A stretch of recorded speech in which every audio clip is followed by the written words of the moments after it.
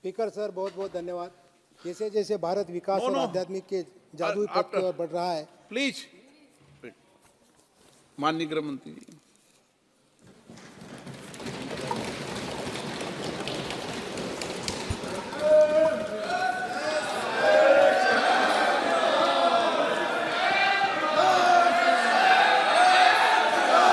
माननीय अध्यक्ष जी, मैं सबसे पहले तो आपका धन्यवाद देना चाहता हूं कि आजादी के बाद जो कुछ राष्ट्र के जीवन में महत्वपूर्ण प्रस्ताव आए हैं, उसमें से एक प्रस्ताव श्री राम जन्मभूमि पर मंदिर के निर्माण का, उसमें मुझे मेरे विचार रखने के लिए आपने मौका दिया, इसलिए हृदय से मैं आपका धन्यवाद करना चाहता हूं। मान्यवर, मैं देश की 140 करोड़ की जनता की ओर से भी आसन का, स्पीकर साहब का धन्यवाद करना चाहता हूं, क्योंकि ये जो सदन है वो नियम से तो चलता ही है। हर चर्चा नियमों से बंधी हुई होती है, संविधान से बंधी हुई होती है, परंतु एक मायनों में ये सदन जन चेतना का, जनता की आकांक्षाओं का और जनता की इच्छाओं की प्रवक्ता बनने का भी सदन का दायित्व है, और आज ये हो रहा है। 140 करोड़ के देश में और दुनिया भर में बैठे हुए राम भक्त जो 22 जनवरी के बाद एक अद्भुत आध्यात्मिक चेतना का अनुभव कर रहे हैं, इसको वाचा देने के लिए आपने समय दिया, इसलिए देश आपका हमेशा के लिए आभारी रहेगा। मान्यवर, मैंने आज किसी का जवाब नहीं देना है। आज मैं मेरे मन की बात और देश की जनता की आवाज को इस सदन के सामने रखना चाहता हूं, जो सालों से कोर्ट के कागजों में दबी हुई थी। नरेंद्र मोदी जी के प्रधानमंत्री बनने के बाद उसको आवाज भी मिली, अभिव्यक्ति भी मिली। मान्यवर, 22 जनवरी का दिन, भले कुछ लोग कुछ भी कहे, मैं स्पष्ट रूप से देख रहा हूं 22 जनवरी का दिन 10 सहस्त्र सालों के लिए ऐतिहासिक दिन बनने वाला है। ये सबको समझकर चलना चाहिए। मान्यवर, जो इतिहास को पहचानते नहीं, ऐतिहासिक पलों को पहचानते नहीं, वो अपने अस्तित्व को, अपने वजूद को कहीं ना कहीं खो देते हैं। मैं आज फिर से एक बार कहने वाला हूं मान्यवर कि 22 जनवरी का दिन 10 सहस्त्र से भी अधिक सालों तक इस देश का ऐतिहासिक दिन है। मान्यवर, 22 जनवरी का दिन 1528 से शुरू हुई एक संघर्ष और अन्याय के सामने लड़ाई का एक आंदोलन के अंत का दिन है। 1528 से चली हुई ये न्याय की लड़ाई यहां पर समाप्त। मान्यवर, 22 जनवरी का दिन करोड़ों भक्तों के आशा, आकांक्षा और सिद्धि का दिन है। उनकी आज आशा आकांक्षाएं सिद्ध हुई है। मान्यवर, 22 जनवरी का दिन भारत की, समग्र भारत की, मैं चाहूंगा कि समग्र भारत पर पूरा सदन गौर करे। 22 जनवरी का दिन समग्र भारत की आध्यात्मिक चेतना के पुनः जागरण का दिन आज इतिहास में बन चुका है। मान्यवर, 22 जनवरी का दिन महान भारत की यात्रा की शुरुआत का दिन है। 22 जनवरी के दिन मां भारती को विश्व गुरु के मार्ग पर ले जाने को प्रशस्त करने वाला दिन मान्यवर बनने वाला है। मान्यवर, ये देश की कल्पना राम और रामचरित्र के बगैर कर ही नहीं सकती। जो इस देश को पहचानना चाहते हैं, जानना चाहते हैं, जीना चाहते हैं, राम और रामचरित मानस के बगैर वो जी ही नहीं सकते। राम का चरित्र और राम ये देश के जनमानस का प्राण है। ये सबको समझना चाहिए, सबको स्वीकारना चाहिए। और इसीलिए मान्यवर, हमारे संविधान की पहली प्रत से लेकर महात्मा गांधी के आदर्श राज्य की कल्पना को राम राज का नाम दिया गया। संविधान में भी राम दरबार को स्थान दिया गया। मान्यवर, जो लोग राम के अलावे भारत की कल्पना करते हैं वो भारत को नहीं जानते, वो हमारे गुलामी के काल का प्रतिनिधित्व करते हैं। मान्यवर, राम व्यक्ति नहीं है, राम प्रतीक है। करोड़ों लोगों का आदर्श जीवन कैसे जीना चाहिए, इसीलिए उनको मर्यादा पुरुषोत्तम किया है। राम का राज्य किसी एक धर्म, एक संप्रदाय के विशेष के लिए नहीं है। राम का राज्य, आदर्श राज्य कैसा होना चाहिए, इसका प्रतीक न केवल भारत, समग्र दुनिया के देशों के लिए बना हुआ है मान्यवर। और इसलिए मैं मानता हूं कि राम और राम के चरित्र को फिर से प्रस्तावित करने का काम 22 जनवरी को हुआ है, मोदी जी के हाथ से हुआ है। वो इस देश के लिए सौभाग्य का विषय है मान्यवर। हम सब उन सौभाग्यशाली लोगों में से हैं जो 1528 वहां पर राम मंदिर देखना चाहते हैं। पीढ़ियां चली गई, हजारों लोग, लाखों लोग शहीद हुए, संघर्ष किए, आंदोलन किए, मगर ये दिन देखना स्वप्न में नहीं आया। आज हम सब बहुत सौभाग्यशाली है कि इस देश को हम देख सकते हैं मान्यवर। भारत की संस्कृति और रामायण को अलग कर कर देखा ही नहीं जा सकता। कई भाषाओं में, कई प्रदेशों में और कई प्रकार के धर्मों में भी रामायण का जिक्र, रामायण का अनुवाद, रामायण से बनी परंपराएं और रामायण को अपने राष्ट्रीय चेतना का एक आधार बनाने का काम हुआ है। कई सारे रामायणों का उल्लेख है।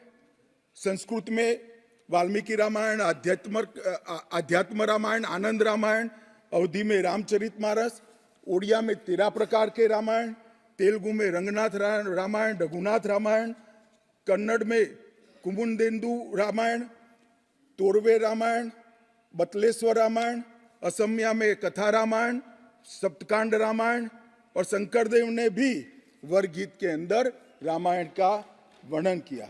बंगला में भी रामायण मिलेगा, कश्मीर में भी राम अवतार चरित मिलेगा, बौद्ध परंपराओं में भी हनुमान जातक में रामायण का जिक्र मिलेगा, मैथिली में भी रामायण है, पंजाबी में गोविंद रामायण है।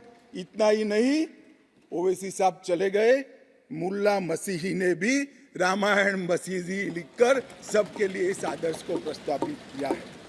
कई सारे देशों में भी रामायण को स्वीकारा है और एक आदर्श ग्रंथ के रूप में प्रस्तावित किया है। विदेशों में नेपाल, जावा, इंडोनेशिया, कंबोडिया, तिब्बत, ये सभी देश भाषाओं में रामायण का अनुवाद भी हुआ है और उससे प्रेरणा भी ली जाती है। हमारे यहाँ आदिवासी जीवन भी एक प्रकार से अलग संस्कृति से, अलग परंपराओं से रचा बचा। उरांव में, बोडो में, संथाल में, संकाल में, बिरहोर में और छोटा नागपुर में सभी जगह स्थानीय भाषाओं में रामायण का अनुवाद भी हुआ और रामायण के आधार पर अपने जीवन को, आदर्श को बनाने का काम भी हुआ।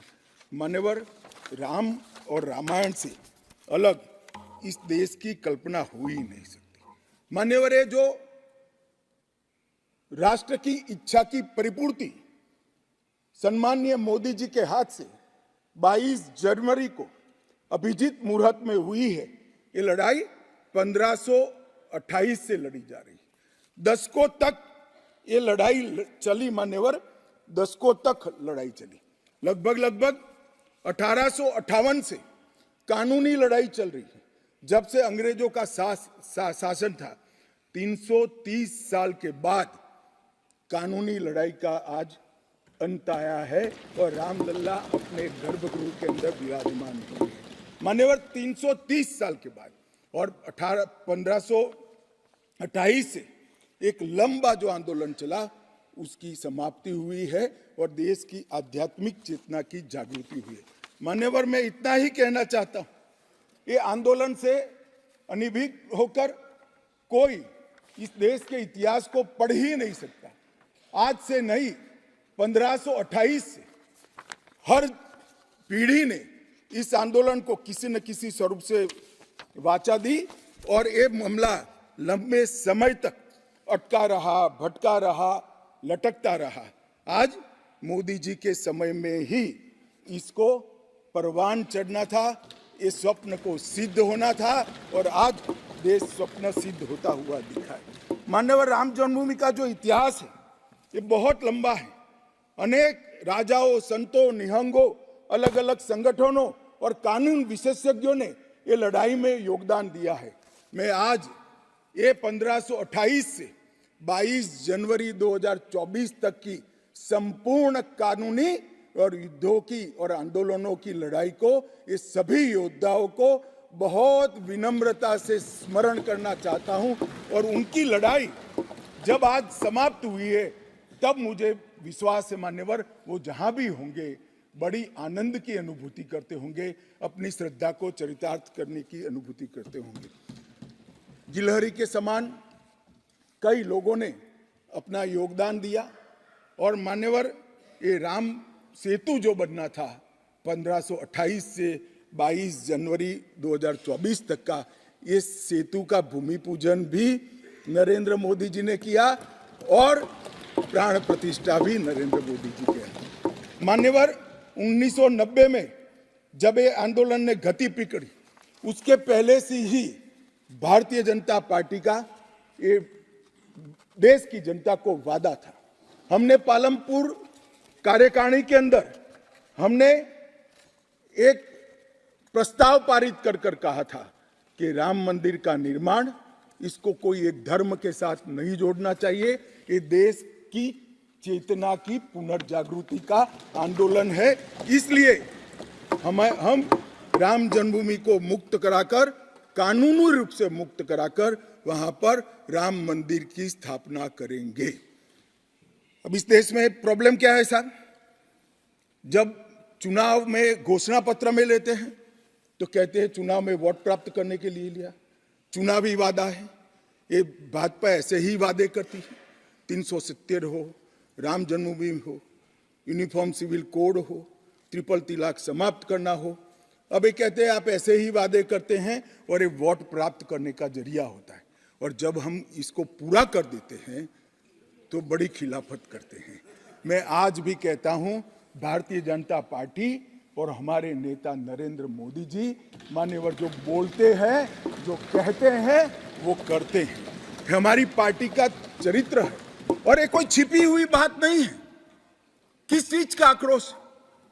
हम 1986 से कह रहे हैं कि हमारा भव्य राम मंदिर बनना चाहिए, संवैधानिक तरीके से।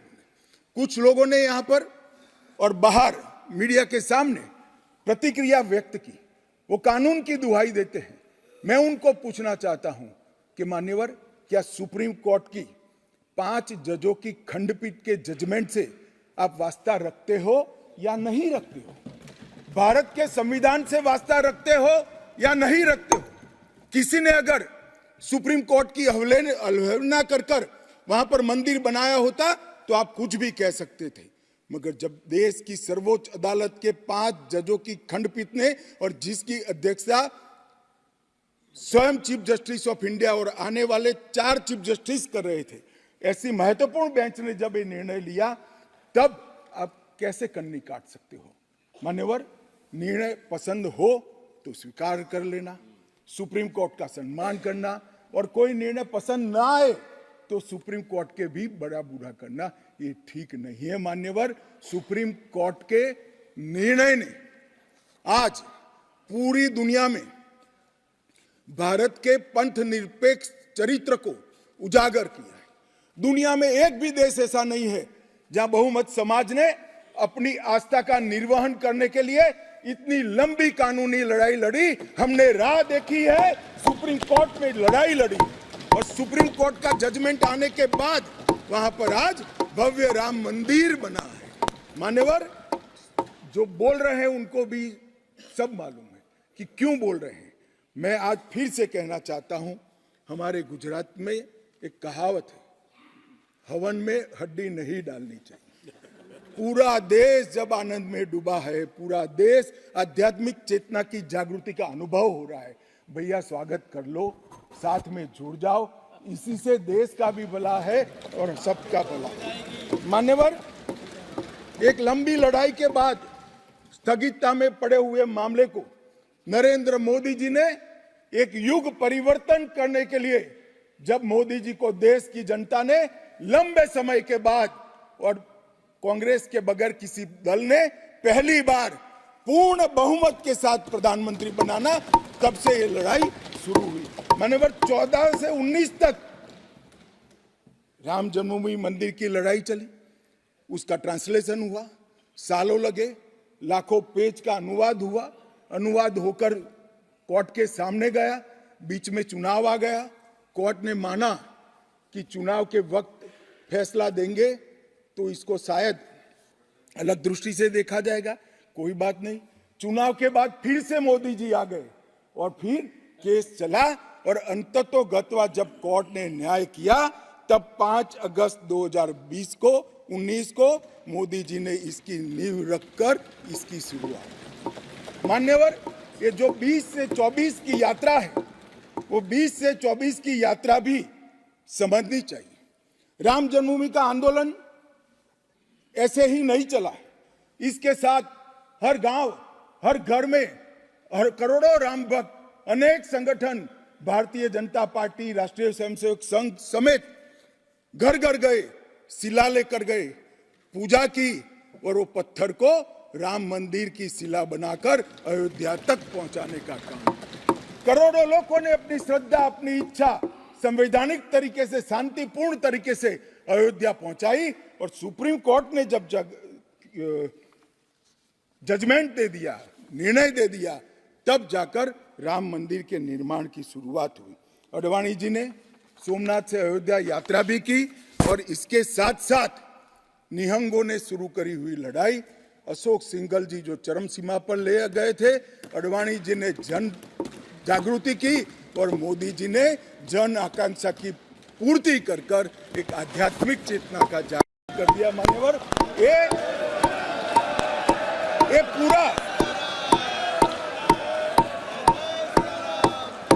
ये पूरा आंदोलन, मान्यवर, जब भी दुनिया का इतिहास लिखा जाएगा, एक डेमोक्रेटिक वैल्यू के रूप में देखा जाएगा कि कोई एक देश अपने बहुमती समाज की धार्मिक विश्वास की पूर्ति के लिए इतने समय धैर्य रखकर सुप्रीम कोर्ट में गुहार लगाता रहे और सुप्रीम कोर्ट के जजमेंट आने के बाद सौहार्दपूर्ण वातावरण में इसकी पूर्ति हो। मान्यवर, ये बहुत बड़ी बात है और मैं मानता हूं मान्यवर कि ये मोदी जी के नेतृत्व के बगैर संभव नहीं था। मान्यवर, मैं इतना ही कहना चाहता हूं कि जब राम मंदिर का निर्माण हो रहा था तब, और जब जजमेंट आया तब, कई लोग आगाज लगा रहे थे, कई लोग अनुमान कर रहे थे इस देश में रक्तपात हो जाएगा, इस देश में दंगे हो जाएंगे, इस देश में धर्म के बीच में बड़े विवाद होंगे। मगर मैं आज इस सदन को कहना चाहता हूं, ये भारतीय जनता पार्टी की सरकार है, नरेंद्र मोदी इस देश के प्रधानमंत्री। कोर्ट के जजमेंट को भी जय पराजय की जगह सबकी मान्य न्यायालय के आदेश में परिवर्तित करने का काम मोदी जी के दूरदर्शी विचार ने। और उसके बाद जब समय आया, निर्माण के बाद जब समय आया, मान्यवर, उनको न्योता मिला कि वो आकर भूमि पूजन करें। 130 करोड़ की जनता के वो जनप्रतिनिधि हैं। न्यास ने उनको नेतृत्व करने का, जनता का प्रतिनिधि के नाते जब मौका दिया शिलान्यास करने का, तब मोदी जी के जो पूरा आचरण है इसको ध्यान से देखना चाहिए। मान्यवर, वो आचरण आने वाले अनेक सैकड़ों सालों तक दुनिया के सामने रहेगा और दुनिया के सामने इससे कई लोगों को प्रेरणा भी मिलेगी। मान्यवर, हम सब ने आचार्य गोविंद देव गिरि जी ने जो वक्तव्य दिया वो सुना है। मोदी जी को जब मौका मिला तब उन्होंने रामानंदी समाज के, संप्रदाय के और वैष्णव संतों से पूछा कि भाई प्राण प्रतिष्ठा करनी है, किसी संसारी ने करनी है तो इसके यम नियम, इसके लिए किस प्रकार की उपासना करनी चाहिए, और जो संतों की ओर से सुझाएगा उससे भी अनेक गुना कठोर 11 दिन का व्रत इस देश के प्रधानमंत्री। मान्यवर, 11 दिन तक सैया पर नहीं सोना, 11 दिन तक केवल नारियल पानी के साथ उपवास करना, 11 दिन तक पूरा समय राममय, राम भक्ति में रचे बसे रहना और पूरे जीवन की उस वक्त की हर सांस को राम के साथ जोड़कर राममय बनकर प्राण प्रतिष्ठा करना। मान्यवर, ये 11 दिन में मां सबरी, गिलेरी, वानर, भालू, जटायु, ये सब के साथ जुड़े हुए देश भर में जो राम के स्थान थे, वहां जाकर राम के काज के लिए गिलहरी जैसा भी योगदान देने वालों को श्रद्धा पूर्वक प्रणाम करने का काम इस प्रधानमंत्री। राम मंदिर का जब भूमि पूजन का समय आया, कोई पॉलिटिकल नारे नहीं लगाए, ना मोदी जी ने इसका नेतृत्व पॉलिटिकली किया, ना हमारी पार्टी ने किया। हर रोज एक राम का भजन अलग अलग भाषा में ट्वीट कर एक भक्ति का आंदोलन शुरू किया। मान्यवर, इस देश में कई सारे भक्ति के आंदोलन खड़े हुए हैं, ढेर सारे आंदोलन खड़े हुए। मान्यवर, इस देश में भक्ति का आंदोलन कोई नया नहीं है। मान्यवर, मीरा ने चलाया, गुजरात में नरसिंह मेहता ने चलाया, रामानंद ने चलाया, एकनाथ और ज्ञानेश्वर ने चलाया, शंकरदेव और माधवदेव ने असम में चलाया, चैतन्य महाप्रभु ने चलाया, समर्थ रामदास ने चलाया। ये सब भक्ति आंदोलन ने समय समय पर देश को मजबूत करने का काम किया है, सनातन धर्म को टिकाने का काम किया है और सनातन धर्म के प्रति सबकी आस्था को बंधाने का। घनघोर अंधेरी रात में एक ध्रुव तारे की तरह ये भक्ति आंदोलन ने देश के जनमानस का नेतृत्व किया। भारत के ही छोर में 10 सिख गुरुओं ने अनेक प्रकार के बलिदान, एक दशम पिता ने तो अपना सर्वस्व दान कर दिया।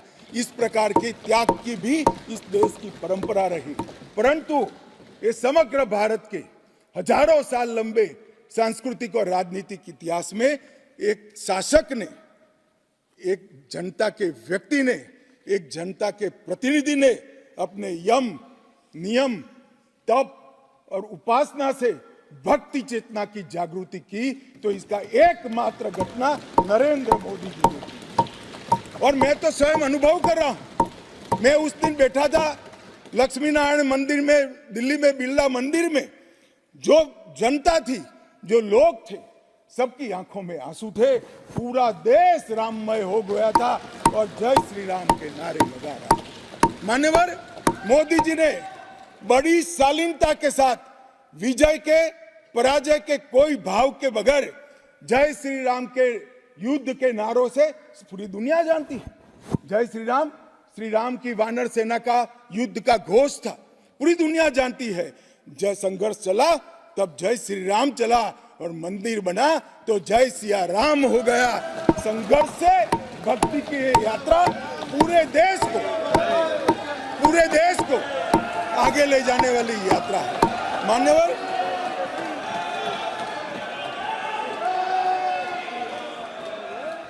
इतने चेतनामय वातावरण के अंदर भी विभाजन की बात करने वाले लोगों से मेरा करबद्ध निवेदन है, समय को पहचानो, एकता के संदेश को स्वीकारो और आगे देखकर चलना शुरू करो, भारत की और हम सब की भलाई। मान्यवर, ये बहुत बड़ा संदेश मोदी जी ने दिया है और मैं फिर से एक बात कहना चाहता हूं, जिसने संन्यास्त नहीं लिया है, जो सन्यासी नहीं है, जो किसी पंथ संप्रदाय का उपदेशक नहीं है, ऐसा व्यक्ति और जो देश का शासक है, प्रधानमंत्री है, प्रधान सेवक है, ऐसा व्यक्ति आध्यात्मिक चेतना, भक्ति की चेतना खड़े हुए, ये दुनिया में ऐसी मिसाल शायद ही कहीं नहीं मिली। मान्यवर, मैं ये जरूर कहना चाहता हूं, इस सदन में खड़े होकर गौरव के साथ कहना चाहता हूं कि मोदी जी मेरे नेता है, मेरे पार्टी के नेता है, मेरे पार्टी के प्रमुख नेता है। मान्यवर मोदी जी ने एक ऐसा नेतृत्व दिया जिसने अनेक समय पर नेतृत्व के गुण क्या होते हैं इसका परिचय देने का काम किया। अच्छे समय में भी किस प्रकार से संयम रखना चाहिए इसका एक उदाहरण स्थापित करने का काम किया और हर समय पर निर्भयता के साथ संवेदनशील, सजग और जन भावनाओं को समर्पित नेतृत्व कैसा होता है इसका उदाहरण दिया।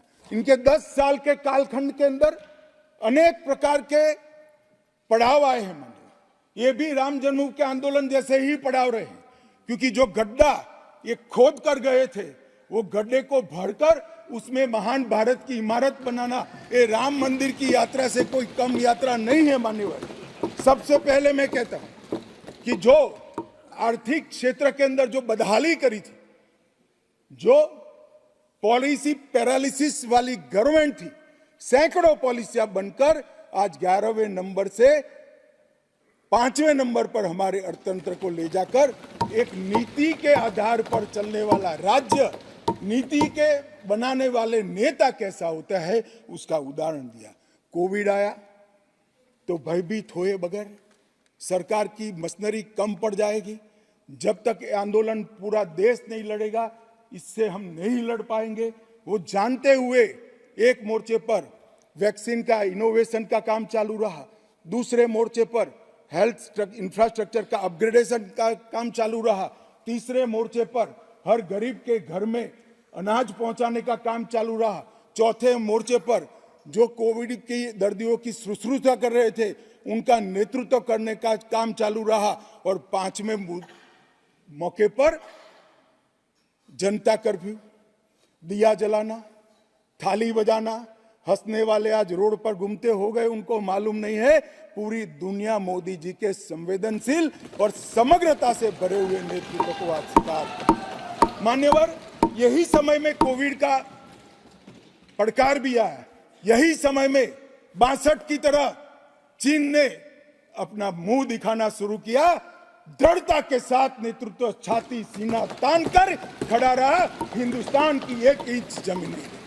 कई बार हुआ था इसी समय में पूंछ और पुलवामा में हमला हुआ, सर्जिकल स्ट्राइक और एयर स्ट्राइक कर नेतृत्व की वीरता का भी परिचय दिया और घर में घुसकर जवाब देने का काम किया। हजारों बच्चों जब परीक्षा के वक्त आत्महत्या करते थे, ट्रेस में आते थे, मनोरोग के शिकार बनने थे, एक पिता की तरह एक प्रजावात्सल नेतृत्व का परिचय देते हुए प्रजा परीक्षा पे चर्चा की भी बात। और जब मौका राम मंदिर का आया तब एक सन्यासी की तरह, एक भक्त की तरह गौरवपूर्ण तरीके से आध्यात्म को जागरूक करते हुए आध्यात्मिक चेतना का जागरण करने का काम भी नरेंद्र मोदी जी ने किया। मैं इसलिए कहता हूं कि बहुत लंबे समय से इस देश को ऐसे नेतृत्व की जरूरत थी। 70 साल तक, 68 साल तक देश ऐसे नेतृत्व में भटकता रहा, लटकता रहा। 130 करोड़ की जनता ने मोदी जी को चुनकर एक सर्वगुण संपन्न नेता को चुनकर देश की सभी चुनौतियों को समाप्त किया। मान्यवर, मैं आज आपके माध्यम से ये मैं कहना चाहता हूं, ये राम मंदिर का निर्माण, वो राम मंदिर में रामलला की बाल प्रतिमा, मनोहरी दृश्य, आंख बंद कर देते तो सामने वो प्रतिमा दिखाई पड़ती। मान्यवर, इतनी मनोहरी प्रतिमा बनाने का काम हुआ और उसकी प्राण प्रतिष्ठा भी हुई। मान्यवर, एक प्रकार से समग्र भारतीय संस्कृति को मोदी जी के माध्यम से एक अभिव्यक्ति का काम भी। मान्यवर, राम का जीवन ही अपने आप में परिपूर्ण। बचपन में ही शिक्षा संस्थानों की रक्षा के लिए विश्वामित्र के वहां रावणों का वध किया, अहल्या को सम्मान दिया, मां सबरी को गले लगाकर इस देश के गिरिजन और पिछड़े लोगों को गले लगाने का काम किया, महिलाओं का सम्मान किया और गिलहरी, गिद्ध, वानर, रींछ, वनवासी सबको जोड़कर सत्य पर सत्य की विजय का झंडा श्री राम ने फहराया। और मोदी जी ने जब ये अयोध्या बन रही है, कि जब अयोध्या बन रही, ढेरों लोगों ने, मैं आज सबके बीच में कहने से मेरी आपको अपने आप को रोक नहीं सकता, ढेरों लोगों के प्रस्ताव थे कि अयोध्या के इंटरनेशनल एयरपोर्ट को श्री राम का नाम दिया जाए। बड़ा लोक लुभावन प्रस्ताव, परंतु मोदी जी ने महर्षि वाल्मीकि का नाम देना, सारे मौकों पर दशरथ का, सीता माता का चौराहे पर नाम देने का प्रस्ताव आया था, मोदी जी ने कहीं जटायु को रखा, कहीं गिलहरी को रखा, कहीं हनुमान को रखा। मान्यवर समग्र समाज साथ में लेने का काम किया। मान्यवर, ये जो मंदिर बना है उसके निर्माण में भी पूरे समाज को साथ में रखने का काम किया गया है। मान्यवर, मैं आपको जरूर बताना चाहता हूं कि इसमें देश के हर हिस्से को स्थान देने का काम मंदिर के निर्माताओं ने किया है। एक भी प्रदेश ऐसा नहीं है जहां से कुछ नहीं आया है। हर प्रदेश और आसपास के सभी देशों से राम काज के लिए कुछ न कुछ समर्पित हुआ है। सबकी भूमिका रही है। पूरे समाज को जोड़कर मान्यवर ये मंदिर बना है।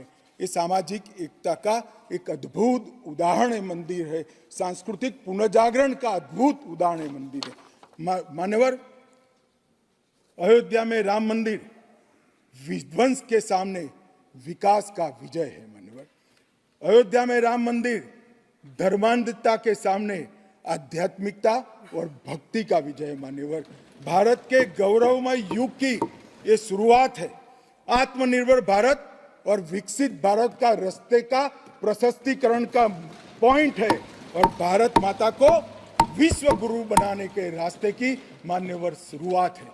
मैं जरूर मानता हूं कि सालों से, सदियों से इस देश के प्रेरणा पुरुष रहे, जिनके चरित्र से न केवल इस देश, पूरी दुनिया संदेश लेती है। ऐसे प्रभु श्री राम को मूर्ति का अपने निज घर में स्थापन से इस देश का जो नया युग शुरू हुआ है ये बहुत शुभांकर होगा और आने वाले दिनों में 2024 में भी मोदी जी के नेतृत्व में यहाँ सरकार बनेगी और ये शुभांकर शुरुआत हुई है, उसको गंतव्य स्थान पर ले जाने का काम करेगी। मान्यवर, मेरा बहुत बहुत धन्यवाद। मेरे शब्द और विचार